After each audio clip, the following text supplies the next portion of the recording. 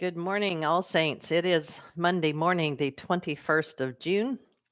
We are uh, formally and officially in summer now, and I hope that at least for some of you, that means that there is some time of refreshment ahead.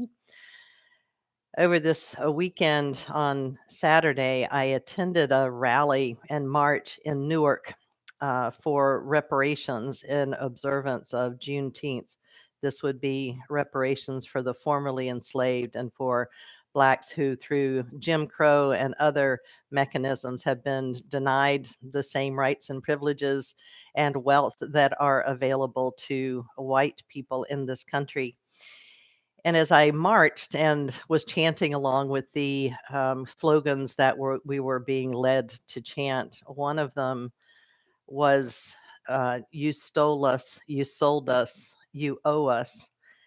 And I had a hard time getting the "you" word out of my mouth, and so I changed it to the first person plural to "we." We stole you, we sold you, we owe you. And I think for a lot of people, talk about reparations and racism and white supremacy and even critical race theory, which is so badly misunderstood. People feel like they have to take on some personal guilt for that. And what I always refer back to is those words, "we the people." Because we, the people, are mutually connected, mutually responsible for one another. And so it isn't me personally, it's me collectively, it's all of us as a nation. And this march for reparations was really just to get the governor to sign a bill establishing a committee, a group, a task force to study reparations, which has been House Bill 40 has been in Congress for, I don't know, 50 years, trying to get just the idea of reparations to be talked about. And so I'm hoping that with the recognition of Juneteenth, which is beautiful and symbolic and meaningful for so many, it's a start to something more. So that is my prayer. And then I wonder, well, how do we even begin to tackle something so big? And it's taking one step at a time and one bit at a time, doing what you can do in the part of God's garden in which you're planted. That is always my approach. So I will do what I can do from here with the privilege that I have as a white clergy woman. So I am going to renew my focus on these areas.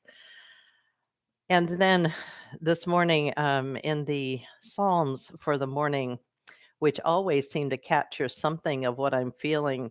The appointed psalm is the first part of Psalm 89, and it's not anything specific, but it's something about the majesty of God that I find very comforting, much as when God spoke to Job out of the whirlwind, not answering his question, "How can you let this happen?" but "Where were you when I laid the foundations of the earth?" I mean, God is so beyond knowing and yet very much present with us through the power of the Holy Spirit. So I wanted to read from the St. Helena Psalter, which is a gender inclusive, a little bit more inclusive language rendering of the Psalms, just the first part of Psalm 89. I hope that it will bless you as it has me this morning. Your love, O God, forever will I sing. From age to age, my mouth will proclaim your faithfulness. For I am persuaded that your love is established forever. You have set your faithfulness firmly in the heavens. I have made a covenant with my chosen one. I have sworn an oath to David, my servant.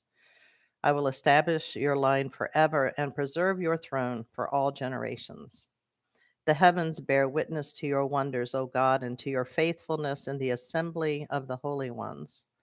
For who in the skies can be compared to you, O God? Who is like you among the gods? You are much to be feared in the council of the holy ones, great and terrible to all those round about you. Who is like you, O God of hosts? O mighty one, your faithfulness is all around you. You rule the raging of the sea and still the surging of its waves. You have crushed Rahab of the deep with a deadly wound. You have scattered your enemies with your mighty arm. Yours are the heavens, the earth also is yours.